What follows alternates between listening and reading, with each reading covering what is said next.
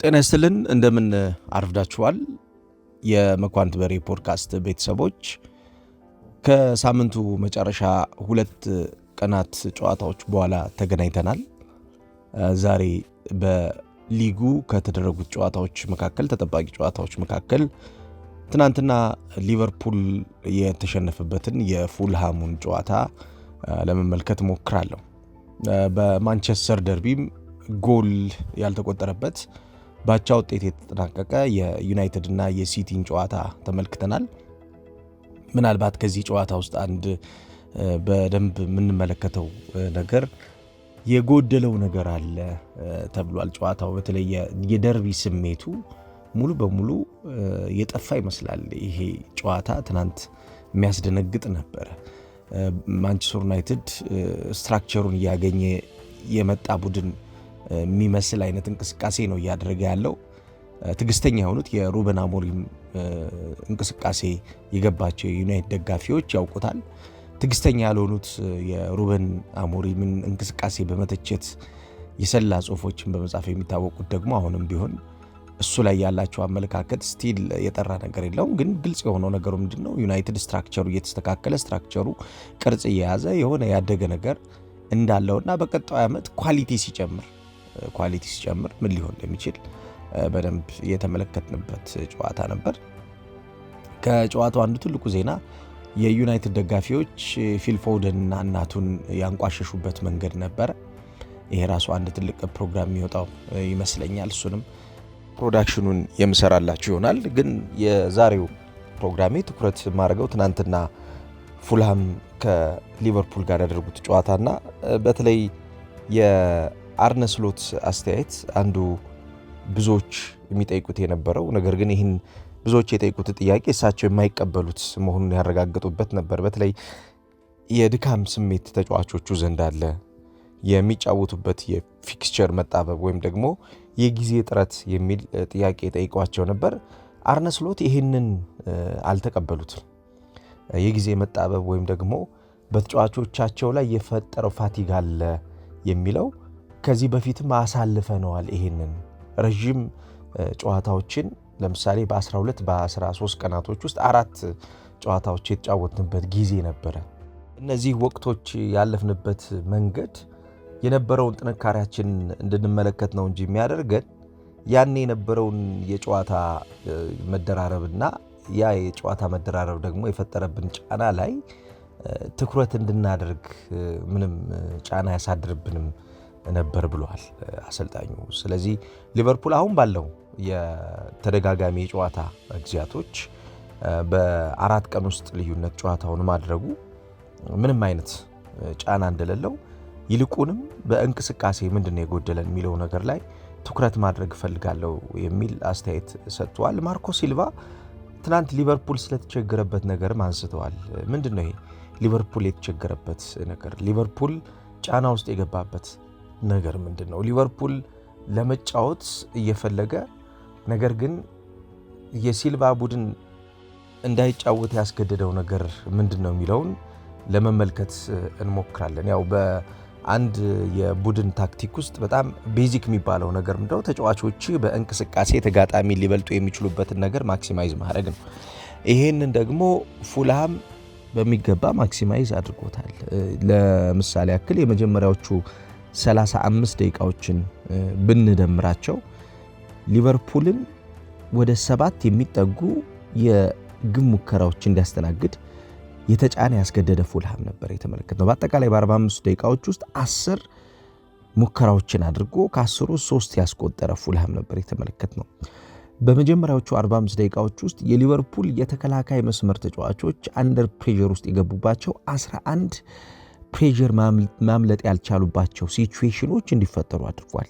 የትናንትናው የፉልሃም የማጥቃት እንቅስቃሴ በተለይ የሙኒዝ በየትኛውም ሁኔታ ውስጥ እያንዳንዱን እንቅስቃሴ ለመቆጣጠር የሚሄድበት መንገድ፣ ጫና ውስጥ ለመክተት የሚሄድበት ጥረቱ፣ እንቅስቃሴው የትናንትናው የሊቨርፑል በጣም አስቸጋሪው ፓርት እሱ ነበረ። ሮድሪጎ ሙኒዝ ከጀርባው አንድሪያስ ፔሬራ እንዲሁም አሌክስ ዮቢና ሴሰኞን ያስቆጥሯቸው ጎሎችን ጭምር እንደገና ከጎሎቹም በላይ የነበራቸው ጫና የሊቨርፑልን የመከላከል አቅምን አዳክመውት ነበር ትናንት።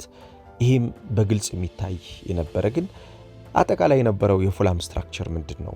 እስኪ ትናንት ሊቨርፑል ለፉልሃም ስትራክቸር የሰጠው ምላሽና በፉልሃም ስትራክቸር የነበረውን ብልጫ ለመመለስ ወይም ደግሞ ለማሸነፍ የነበረውን ጥረት ለማየት እንሞክራለን።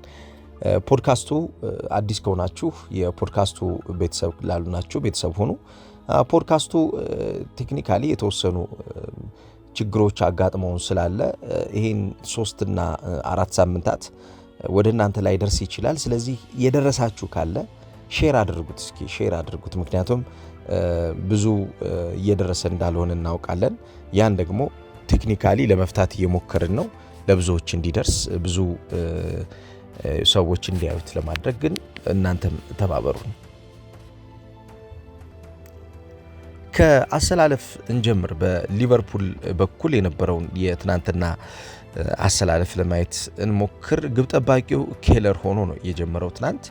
በተከላካይ መስመር በኩል ከቀኝ እና ከግራ በሚነሱ እንቅስቃሴዎች ሮበርትሰን እና ከርቲስ ጆንስ በቀኝና በግራ በኩል ሆኖ ነው የተሰለፉት። ቫንዳይክ እና ኮናቴ የመሃል ተከላካዮች ነበሩ። ሌላው ማካሊስተር እና ግራቨንበርች ከአማካኝ ክፍል እንዲሁም ከነሱ ፊት ደግሞ በማጥቃት እንቅስቃሴ ሲፖስ ላይ ኮዲ ጋክፖ እና እንዲሁም መሐመድ ሳላ፣ ፊት መስመሩ የሚመራው ደግሞ ዲዮጎ ጆታ ሆኖ ነበር ጨዋታውን ትናንትና የጀመሩት። በተቀያሪ ወንበር ላይ እነ ኮነር ብራድሊ፣ ሃርቪ ኤሊየት፣ ፌዴሪኮ ኪየዛ፣ ሉዊስ ዲያዝ እና ዳርዊን ኑኔዝን ለመጠቀም ሞክረዋል። ብዙ የሊቨርፑል የቋሚ አሰላለፍ ትናንትና የሚታወቀውን ያን ጠንካራውን ዲፌንሲቭ ላይን እና የአታኪንግ ላይን ፎርም ለማድረግ ትንሽ እጥረት የነበረው ነበር። በፉልሃም በኩል ግብ ጠባቂው በርንሌ ነው። ትናንት ድንቅ ጊዜ አሳልፏል። ቋሚ ሆኖ ነው የጀመረው። የውድድር ዓመቱ የፉልሃም የማርኮ ሲልቫ ቡድን ታማኝ አገልጋይ ነው። ዘንድሮ በጣም በየጨዋታዎቹ ፐርፎርም ያደርግበት ሌቭል፣ ቡድኑ ጫና ውስጥ በሚገባበት ሰዓት የቡድኑን ጫና የሚሸከምበት መንገድ፣ ጫናዎችን ለማሸነፍ የሚሄድበት ርቀት በጣም እያደገ በፉልሃም ሲስተም ውስጥ እያደገ የመጣ ተጫዋች ነው። ያው በርንሌ አጨራረሱ በአርሰናል በስህተት የታጀበ እንደነበር እናስታውሳለን። ካሳኜ የቀኝ እንዲሁም ግራ ላይ ሮበርትሰን ይሄ ሮጦ ማይደክም ተጫዋች ነው። ምን አይነት ሳምባ ያለው ተጫዋች እንደሆነ ትናንት ተመልክተነዋል። አምበልም ነው ይሄ ተጫዋች። ከአምበልነቱ ባለፈ ግን የቡድኑን አጠቃላይ ሞተር ኢንጂን እጁ ላይ ያለ ተጫዋች ነው። በማጥቃትም በመከላከልም በተለይም ደግሞ ይሄ የመሄድና የመምጣት ህግን በማስፈጸም በኦቨርላፕና አንደርላፕ ሚና ውስጥ የተሻለውን ነገር ለማድረግ የተሻለ መሆን የሚጠበቅበት ሆኖ ያን ደግሞ እያደረገ የሚገኝ ተጫዋች ነው። ይሄ ተጫዋች እንቅስቃሴው ያን ነው የሚያሳየው። አንደርሰን እና ባሲ ደግሞ የመሃል ተከላካዮች ነበሩ። ሳንደር በርግ እና እንዲሁም ሳሳ ሉኪች መሃል ክፍል ላይ የነበረውን እንቅስቃሴ ይመራሉ። በተለይ የተከላካይ መስመር ተጫዋቾችን ሽፋን ሲሰጡ የነበረውን የመጀመሪያውን 45 ደቂቃ የነኚህ ተጫዋቾች ሚና በጣም የሚደንቅ ነበረ። ከቀኝና ከግራ ሴሰኞን ትናንት ድንቅ ጊዜውን አሳልፏል። ይህ ተጫዋች በነገራችን ላይ ያለፉት 3 ጨዋታዎች ላይ በፉልሃም እንደገና መመለስ በፉልሃም እንደገና መምጣት ውስጥ ያለውን ሚና በደንብ እያሳየን ነው የሚገኘው። አንድሬስ ፔሬራ እንዲሁም አሌክስ ኢዮቢና ፊት መስመር ላይ ደግሞ ሮድሪጎ ሙኒዝ የተሰለፉበት ጨዋታ ነበረ። ሞር የማርኮ ሲልቫ ቡድን የነበረው ምንድነው ለሊቨርፑል ስፔስ መከልከል ነበረ። ትልቁን ጨዋታ ሲጫወት የነበረው ሊቨርፑል ደግሞ ስፔስ ፍለጋ በእንቅስቃሴ የተሻለ ለመሆንና በተለይ ሁለቱን ኮሪዶሮች የቀኝና የግራ ክፍል ኮሪዶሮች ያጣቸውን የማለፊያ መንገዶች ወይም ደግሞ የአታኪንግ አውትሌቶቹን ለማግኘት ጥረት ሲያደርግበት ያመሸው ጨዋታ ነበር። ይሄ ጨዋታ በፊት መስመር ላይ የነበረው የሊቨርፑል የማጥቃት እንቅስቃሴ የተሰበረበት ዋነኛው ምክንያት ሊቨርፑሎች በፉልሃም የተከለከሉት የመጫወቻ ስፔስ ነበረ። ይህንን በማድረግ ደግሞ ሳንደርበርግና ሳሳሉኪች ከሁለቱ የመሃል ተከላካዮች ማለትም ከአንደርሰን እና ከባሲ ጋር የነበራቸው የሜዳ ላይ አቋቋም በመካከላቸው ምንም አይነት ጋፕ ያልፈጠረ መሆኑ፣ ይሄ ማለት የሚፈልጉትን ስፔስ የሊቨርፑል አጥቂዎች ከኋላ በሚጣላቸው ኳሶች ማለትም በማካሊስተርና በግራቨንበርች አማካኝነት የሚጣላቸውን ኳሶች ከኮዲ ካክፖ፣ ሲቦስላይና መሐመድ ሳላ ይዘው ዲዮጎ ጆታን አግኝተው ጎል እንዳያስቆጥሩ በመገደብ ይህንን ስራ በሚገባ ሲፈጽሙ ተመልክተናል። ገደቡ አብዛኛውን ጊዜ የመጣው ምንድነው? በመካከላቸው ያለው ልዩነት መጥበቡ ነው። የሊቨርፑል የማጥቃት እንቅስቃሴ አንዱ ፈተና የነበረው ትናንት በመካከላቸው ያለው የሜዳ ያቋቋም ልዩነት በጣም ሰፍቶ ተመልክተነዋል። ከዛም ውጭ የሚያገኟትን ስፔስ እንኳ በአግባቡ ለመጠቀም በሚያደርጉ ጥረት ውስጥ የስፔስ ማክሲማይዜሽን ላይ አእምሯቸው ዝግጁ ሆኖ አእምሯቸው ነፃ ሆኖ እንዳይጠቀሙ ክልከላ ውስጥ ወድቀው ነበር።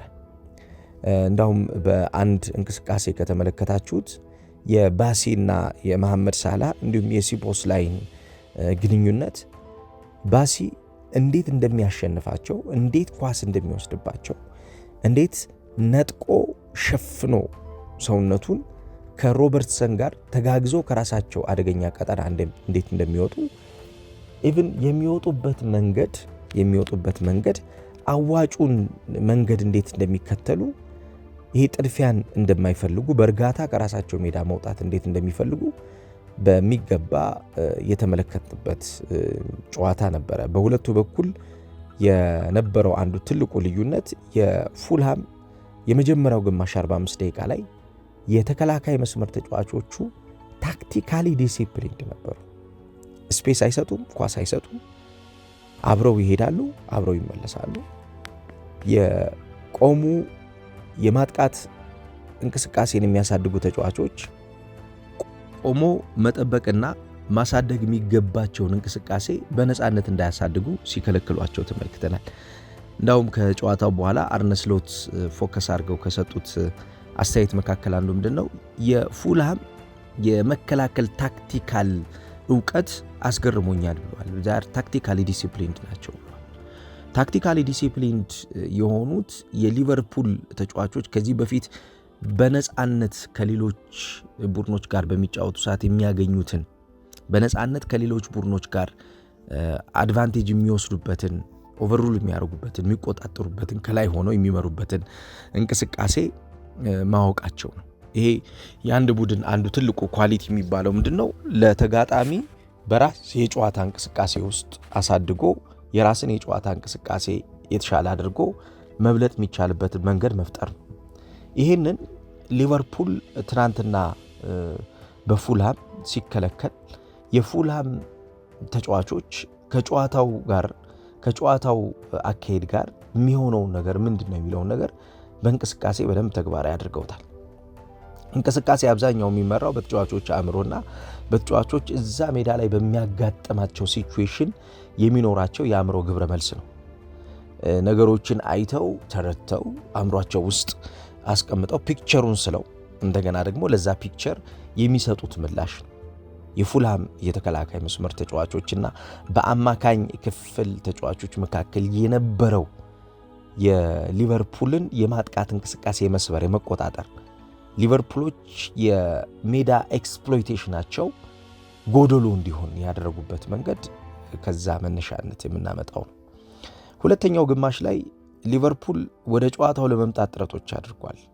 በተለይ የመጨረሻዎቹ 30 ደቂቃዎች ከ60ኛው ደቂቃ በኋላ የነበረው ሊቨርፑል ተጫዋቾችንም ቅያሪ አድርጎ ፍሬሽ ሌግ ወይም ደግሞ አዲስ ትንፋሽ አዲስ እግር ለመጠቀም ሞክሮ ስለነበረ ይህንን በቀየራቸው ተጫዋቾች በነ ሃርቪ ኤሊየት፣ በነ ሉዊስ ዲያዝ እንዲሁም በነ ዳርዊን ኑኔዝ ለመጠቀም ሞክሯልና እንደውም ሉዊስ ዲያዝ 55ኛው ደቂቃ ላይ ተቀይሮ ገብቶ 72ኛው ደቂቃ ላይ ጎል ማስቆጠር ችሏል። ግን እንደዛም ሆኖ ያ ነገር በቂ አልነበር። ምክንያቱም ሊቨርፑል የፉልሃምን ጨዋታ ለመቆጣጠርና ፉልሃምን ለማሸነፍ ከዚህ በተሻለ መብለጥ የሚችልባቸውን ሲቹዌሽኖች ማሳደግ ነበረበት። ለዛ ነው አርነ ስሎት ከእረፍቱ ከድካሙ ይልቁን ፐርፎርማንሱ ላይ ትኩረት ማድረግ የፈለጉት። ምክንያቱም ፐርፎርማንሱ በቂ አልነበረም ነው ያሉት እሳቸው። በተለይ የመጀመሪያው 45 ደቂቃ ላይ የነበረው የሊቨርፑልን አጠቃላይ እንቅስቃሴ በተመለከተ ሊቨርፑል የመጀመሪያው 45 ደቂቃ ላይ መሆን የሚገባው ነገር በእንቅስቃሴ መብለጥ የሚገባውን በእንቅስቃሴ ማሸነፍ የሚገባው በእንቅስቃሴ ነገሮችን ማድረግ የሚገባውን ነገር በሚገባ አላደረገም። እንደ ሊቨርፑል አይነት ጠንካራ ቡድን በእንቅስቃሴ ማሸነፍ የሚገባው በዚህ አይነት ማነር አልነበረ። ለዛ ነው ያላስደሰታቸው ነገር ከእንቅስቃሴ ጋር መቆየት የፈለጉት። እንቅስቃሴውን ያላስደሰታቸው አሁን ይሄ እንቅስቃሴውን ለመሸፈን የሚደረጉ ውጫዊ ነገሮች ላይ አሰልጣኙ ትኩረት ማድረግ አልፈለጉም። ከዚህ በኋላ የሚኖሩ ጨዋታዎች ናቸው የሚያሳስቧቸው አሰልጣኝ አርነ ስሎት። ምክንያቱም ሊቨርፑል አሁን ላይ ባለው የጨዋታ አካሄድ ከዌስትሃም ጋር እሁድ የሚያደርገው ጨዋታ ኤፕሪል 13 የሚያደርገው ጨዋታ አለ። ይሄ ጨዋታ እንግዲህ በመካከሉ አሁን ወደ 6 ቀኖች አሉት። ስለዚህ በዚህ ጨዋታ የተሻለ ሆኖ ራሱን ማሳየት ይጠበቅበታል። ከዛ በኋላ ከሌስተር ሲቲ ጋር የሚያደርገው ጨዋታ ይኖራል። ኤፕሪል 27 ከቶትንሃም ጋር የሚያደርገው ጨዋታ ይኖራል። ከዛ ሜይ 4 ደግሞ ከቼልሲ ጋር የሚያደርገው ጨዋታ ይኖራል። ከዛ ከአርሰናል ጋር ይጫወታል፣ ከብራይተን ጋር ይጫወታል፣ ከክሪስታል ፓላስ ጋር ይጫወታል። ስለዚህ እነኚህ ጨዋታዎች በጣም ከባድ ጨዋታዎች ናቸው። ምናልባት የፉልሃሙ ጨዋታ ተርኒንግ ፖይንት ነው። ይህን ጨዋታ ሊቨርፑል ተቆጣጥሮ ማሸነፍ በሚገባው ልክ ማሸነፍ ነበረበት ነው። የዚህ ሳምንት ትልቁ አትራፊ የሚያደርገው ሊቨርፑል አርሰናል 2 ነጥቦችን ጥሎ መጠበቁ ነው። አርሰናል እነዛን 2 ነጥቦች ከኤቨርተኑ ጨዋታ መውሰድ ቢችል ኖሮ ማሸነፍ ቢችል ኖሮ በመካከላቸው የሚኖረው የነጥብ ልዩነት ሊቨርፑልን ፕሬዠር ውስጥ ሊከተው እንደሚችል ግልጽ ነው። ምክንያቱም ቀጣዮቹ ጨዋታዎች ክብደታቸው ቅድም የገለጽኩላችሁ ስለሆነ ቼልሲን ይገጥማል፣ ብራይተንን ይገጥማል፣ ቶትናምን ይገጥማል፣ ዌስትሃም ዩናይትድን ይገጥማል። እነኚህ ጨዋታዎች በጣም ከባድ ጨዋታዎች ናቸው። ራሱንም አርሰናልን ግንቦት ወር ውስጥ የሚያገኘው ጨዋታ የሚጠበቅ ጨዋታ ነው። ስለዚህ ይሄ የሚያዝያና የግንቦት ወራት የእንግሊዝ ፕሪሚየር ሊግ ጨዋታዎች እንደምታውቁት በጣም ጠንካራ ጨዋታዎች ናቸው። ለቡድኖች ራሳቸውን ማሳየት በሚጠበቅባቸው ልክ እንዲያሳዩ የሚመከርበት ወቅት ቢኖር እነኚህ ወቅቶች ናቸው። በእነኚህ ጊዜያቶች ቡድኖች የሚያሳዩት ፐርፎርማንስ በሊጉ ውስጥ ዋንጫን ለማንሳት በሊጉ ውስጥ አሸናፊ ለመሆን ከሚያደርጉት ጥረት አንጻር በጣም ወሳኙ ምናልባትም በፐርሰንት ከመዘነው የሊጉ ሻምፒዮንነት ጉዞን 60% ያክል የመወሰን እድል ያላቸው 2 ወራቶች ናቸው። ሌሎቹ ወራቶች በተለይ ልታገግም የምትችልባቸው ጊዜያቶች ይኖራሉ። ነገር ግን እነኚህ ሳምንታት እነኚህ ወራት ግን ነጥብ ጥለህ ተሸንፈህ ለማገገም እረፍት የማይሰጡ ጊዜ የማይሰጡ ናቸው። ይህ ደግሞ ከፍተኛ የሆነ ጫና ውስጥ ይከታል። ስለዚህ አሁን ላይ የአርሰናልና የሊቨርፑልን የፕሪሚየር ሊጉን የመጨረሻዎቹ ሳምንታት የመጨረሻዎቹ ጊዜያት እንዲጠበቁ የሚያደርገው ወርሃ ሚያዝያ ወርሃ ግንቦት በእንግሊዝ ፕሪሚየር ሊግ ታሪክ ወሳኙ የሚባለው ወራቶች መካከል ስለሚጠቀሱ ነው። እንደውም በአንድ ወቅት የማንቸስተር ዩናይትድ አሰልጣኝ የነበሩት ሰር አሌክስ ፈርጉሰን ስለ ወርሃ ሚያዝያ ሲያወሩ ምንድን ነው ያሉት? የእንግሊዝ ፕሪሚየር ሊግ ዋንጫን የምታነሳው ሚያዝያ ወር ውስጥ የምታደርገው ፐርፎርማንስ ነው ብለው ነበር። በሚያዝያ ወር ውስጥ በምታሳየው ፐርፎርማንስ የሊጉ ዋንጫን የማንሳት እድልህ ይወሰናል የሚል አስተያየት ሰጥተው ነበርና ሊቨርፑል በዚህ ወር ውስጥ የሚያሳየው ፐርፎርማንስ የሚጠበቅ ነው። ለቀጣዮቹ ጨዋታዎች የሚሰጠው ምላሽ ለቀጣዮቹ ጨዋታዎች የሚሰጠው የጨዋታ ግብረ መልስ በጣም የሚጠበቅ ነው። በነገራችን ላይ በኒውካስል ዩናይትዱ ጨዋታ ሲሸነፍ፣ በፍጻሜ ጨዋታ ሲሸነፍ፣ ያ ጨዋታ ላይ ሊቨርፑል ያጋጠሙት ችግሮች ነው ትናንትና የሚያጋጠሙት። መፍጠር እየተቸገረ ነበር ሊቨርፑል። ኮምፓክት የሆነ ቁልፍልፍ ያለ ተጋጣሚ በሚገጥመው ሰዓት ክሪኤቲቪቲን በትዕግስት እያጣው ነው። እንደምታውቁት አሰልጣኝ አርነ ስሎት ሁለት መንገዶችን ፔሸንስ ዌይ ኦፍ አታኪንግ እና አግሬሲቭ ዌይ ኦፍ አታኪንግ ነው ተግባራዊ የሚያደርጉት እና አሁን ላይ በደንብ እያደረጉት ያለው ነገር ምንድነው? አግሬሲቭ ዌይ ኦፍ አታኪንግ ላይ ነው ፎከስ አድርገው እየተመለከትናቸው የምንገኘው። ስለዚህ ፔሸንስ ዌይ ኦፍ አታኪንግ ወይም ደግሞ በትዕግስት ተጋጣሚን ቀስ እያሉ ተጋጣሚን እያሸነፉ ተጋጣሚን እየበለጡ ለመሄድ የሚያደርጉት ጥረት ክሪኤቲቪቲ እየጎደለው መጥቷል። ስለዚህ ክሪኤቲቪቲን እንዴት መፍጠር አለብኝ፣ እንዴት ማሳደግ አለብኝ ለሚለው አሰልጣኙ በጣም ወሳኝ የሚባለው ጊዜ ላይ ነው የሚገኙት። ስፔስ የሚከለክላቸው ቡድን እንዴት ስፔሱን መከልከሉ ለሳቸው ትልቁ ዜና እንዳልሆነ በራሳቸው የተጫዋቾች ፈጠራና በራሳቸው የተጫዋቾች ኤክሰለንስ እንዴት ማሸነፍ እንደሚችሉና የተከለከሉትን ስፔስ እንዴት ማግኘት እንዳለባቸው በሜዳ ላይ እንቅስቃሴ ማሳየት ይኖርባቸዋል። ይህንን ለማድረግ እየተቸገሩ ተመልክተናል። በጣም እየተቸገሩ በጠባብ የመጫወቻ ሜዳዎች በጠባብ በሚፈጠሩ ስፔሶች ላይ እንዴት ፔኔትሬሽንን አሳድገው እንዴት ፔኔትሬት አድርገው እንዴት ወደ የሚፈልጉት የማጥቂያ ቀጠናና ዞን መግባት እንዳለባቸው ከዚህ በላይ ክሪኤቲቪቲ ያላቸውን ተጫዋቾችና ክሪኤቲቪቲን ሊፈጥር የሚችል የቲም ስትራክቸር እንደሚጠይቅ ሊቨርፑል እየተመለከትን እንገኛለን እና ቀጣይ የሊጉ ውድድር የሊጉ ጨዋታዎች ተጠባቂ እንዲሆኑ የሚያደርግበትም አንዱ ምክንያት ያ ነው ብዬ አስባለሁ። አጠቃላይ ግን ጨዋታውን እንዴት እንደተመለከታችሁት እናንተም እስኪ ኮሜንት ሴክሽኑ ላይ ሐሳብ ስጡበት። ስለነበረኝ ቆይታ ከልብ አመሰግናለሁ። በሌሎች ሐሳቦች የምመለስ ይሆናል። ጥሩ ቀን ይውላችሁ።